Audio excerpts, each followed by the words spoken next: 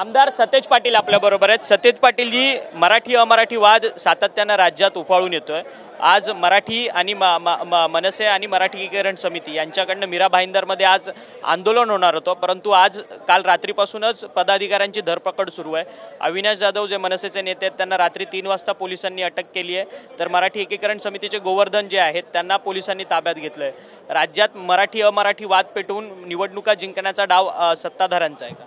नाही, दिल्लीच्या आदेशावरून मराठी आणि महाराष्ट्राला दाबण्याचा हा प्रयत्न चालू आहे। एका बाजूला छत्रपती शिवाजी महाराजांचं नाव घ्यायचं आणि दुसऱ्या बाजूला मात्र मराठीवर या ठिकाणी बंद आणायचं, हे दुटप्पी धोरण भाजपचं आता लोकांच्या समोर आलेलं आहे। आणि निवडणुकीसाठी हिंदी भाषिक मतं मिळवण्यासाठी हिंदी भाषिक लोकांची सहानुभूती आहे भाजपला असं नाही, फक्त हा वाद निर्माण करून मतं कशी मिळवता येईल हे एक षडयंत्र आहे। परंतु ज्या पद्धतीने सगळे मुख्यमंत्री उपमुख्यमंत्री राज्यातले मराठी आहेत, तरी देखील मराठीची ही गळचेपी सत्ताधाऱ्यांकडनं होताना पाहायला मिळते का? कारण की प्रताप सरनाईक म्हणतात की मला सुद्धा माहीत नाही की या सगळ्या संदर्भात कुणी ऑर्डर दिलेत पोलिसांना। नाही, ज्यावेळी GR काढला गेला त्यावेळी वरिष्ठ 3 मुख्यमंत्री असतील उपमुख्यमंत्री असतील यांना ब्रीफिंग झालं नव्हतं का? आणि ब्रीफिंग झालं असेल तर मग तो GR निघाल्यानंतर याचा वाद होणार याची माहिती नव्हती का?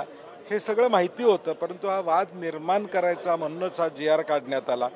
मोर्चा जाहीर झाल्यानंतर न भूतो न भविष्यतो असा मोर्चा या राज्यामधला झाला असता आणि म्हणून हा ताबडतोब रद्द करण्याचा निर्णय घेतला। त्यातही मेक मारली गेली की जाधव साहेबांच्या आदेशाखाली एक कमिटी जी कुणालाही मान्य नाही। खरं तर निशिकांत दुबे जे भाजपचे खासदार आहेत ते खालच्या पद्धतीने स्तरावरती जाऊन फार टीका टिप्पणी करताना पाहायला मिळत आहेत। आमच्या पैशांवरती तुम्ही जगता, तुमच्याकडे काय पैशांची खाण आहे का? अशा पद्धतीने मराठी माणसाला संबोधण्याचं काम निशिकांत दुबेंकडनं केलं जातं आहे। आज सभागृहात निशिकांत दुबे हे भाजपचे आहेत, त्यामुळे भाजपने सभागृहात माफी मागितली पाहिजे काय सगळं? नाही, 100% भाजपनं महाराष्ट्राची माफी मागितली पाहिजे। निशिकांत दुबेंनी फक्त बोलले नाहीत, परंतु सोशल मीडियावर देखील ते कॉमेंट्स टाकले। याचा अर्थ बोलल्यानंतर विचारपूर्वक त्यांनी कॉमेंट टाकलेले आहेत, ट्विटरवर त्यांनी कॉमेंट टाकले, त्याचा अर्थ त्यांची भूमिका स्पष्ट आहे।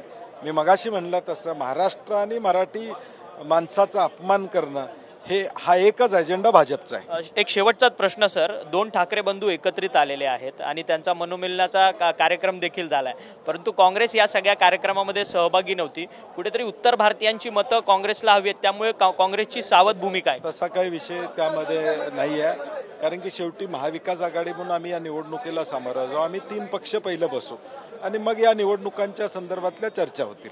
धन्यवाद, तुम्ही आमच्याशी बातचीत केली। आमदार सतेज पाटील होते। सतेज पाटील यांचं म्हणणं आहे की कुठेतरी सरकारला माहीत असून देखील सरकारने हिंदी सक्ती करण्याच्या संदर्भातला शासन निर्णय जो आहे तो काढलेला होता, त्यामुळे हा वाद भाजपला पूर्वीपासूनच पेटवायचा होता, असं थेट रोखठोक भूमिका जी आहे ती सतेज पाटील यांनी आपल्याशी बोलताना व्यक्त केली आहे।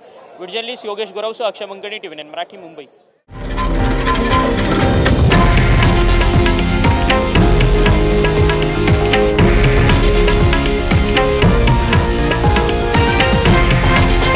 हे आहे देशातील नंबर 1 न्यूज नेटवर्क आणि आपण पाहत आहात TV9 मराठी, एकमेव।